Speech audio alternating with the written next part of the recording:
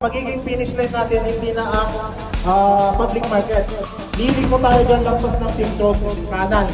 Dito na ang magiging finish line natin sa dito. So dito lahat ang finish line. Malinaw ba?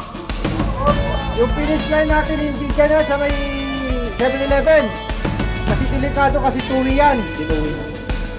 Kaya dito kayo kakanan kayo, dito kayo sa harapan ng municipal gymnasium natin. Malinaw po ba?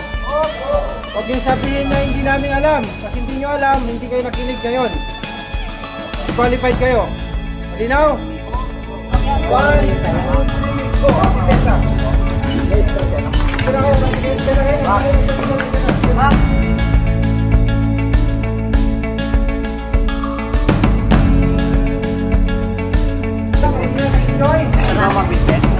Live, belum bagaimana?